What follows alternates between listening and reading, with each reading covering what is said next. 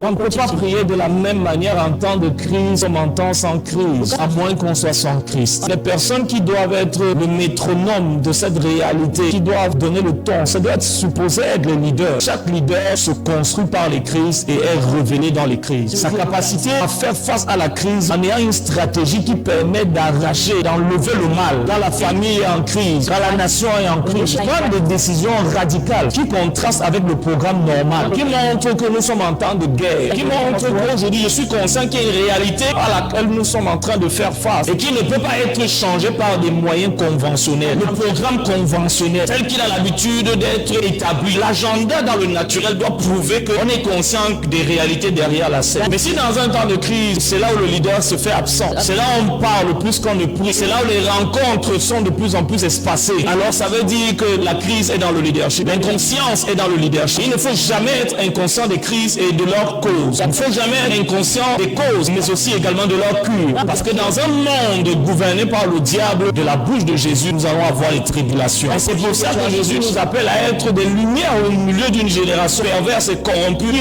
refuse les standards de Dieu, qui veut elle-même vivre selon ses propres standards et y mettre le nom de Dieu. C'est un peu produit que la religion. Et la religion a une absence de réalité de la présence de Dieu.